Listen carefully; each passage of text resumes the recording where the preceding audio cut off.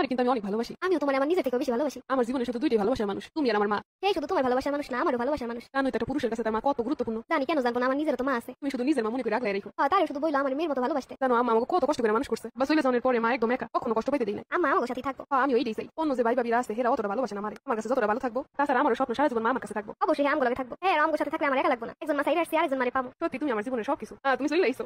মা আসেন আসেন, ভিতরে আসেন, আপনার জন্য অপেক্ষা করতেছি। বা তুই কেমন আছো আগে ক। তুমি চলে আইছো, আমি আর অনেক ভালো আছি। ভালো লাগে না তোরে ছাড়া কোথাও একটা সেকেন্ড থাকতে পারি না। আমার বাবারে দেখে আমার পড়াটা জুড়ে গেছে। মা ভাই ভাবিরা সবাই ভালো আছে?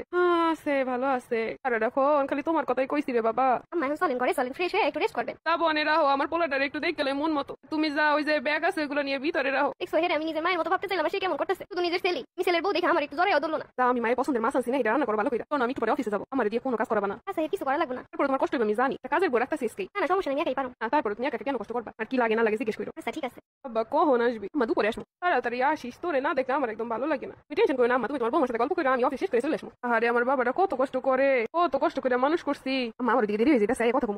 যা যা আব্বা যা। ও বৌমা সব গুছাইয়া দিছো তো?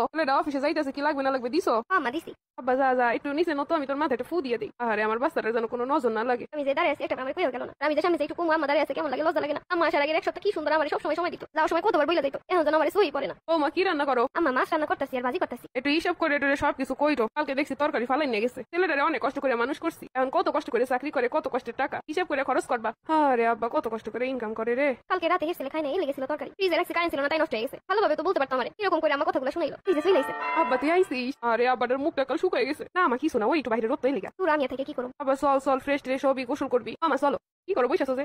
বসে থাকবো না, কি করবো? কি তোমার কি মন খারাপ? তুমি আবার আমার দেখতেও পাও? কি রাগ কইরাছো কেন? আমার জন্য তোমার কোনো গুরুত্বই নেই, দিন দিন অবহেলা শিকার হইতাছি। এটা কি অবহেলা করলাম তোমারে? ও তাই?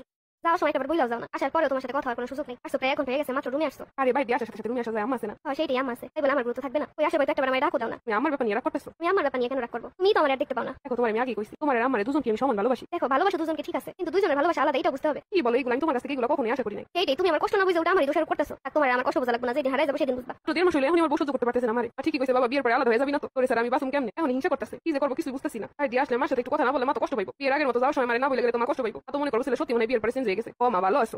ভালো আছি, তোরা কেমন আছো? কি করো? এই তো বইস আছি। কেজো কই? ও একটু অফিসে গেছে। হ্যাঁ তো আমার এছাড়া কিছু বোঝে না, আগেও যেমন আসলে এখনো তেমনই। তা তোমার বৌমা কি তোমার আদর যত্ন করে? আরে বৌমা তো বৌমা, পরের মাইয়া হেরার কথা নিয়ে ভালোবাসবো? ভালো তো বাসে আমার পোলাটাই। বউ তো কোনো রকম একটু কাজ কাম করে যে ওই শুয়ে শুয়ে মোবাইল টিপে বসে যে ভাঙতে পারে আমার পোলাটা। তুমি সে কিছু কো না? কি আর কমু, থাক যা করে করু, দিয়ে আমার দরকার আছে। আচ্ছা মা তাহলে ভালো থাও। আচ্ছা ঠিক আছে, ভালো থাক। দেখছো আমার আমি কত কি কইলো, এগুলো কোনো কথা? আমি নাকি কিছু করি না, তাহলে কি খাই এরা? পরে সব কাজ কাম করি একা, তারপরে কিসব কথা শোনায়। এগুলো বললাম আমার জামাইরও কান্দা ভাঙায়। তাইছিলাম শাশুড়ির মায়ের মতো করে ভাববো, কিন্তু সে দিনের পর দিন আমার পিছনে ষড়যন্ত্র করে। আমি অধিকারটুকু ঠিক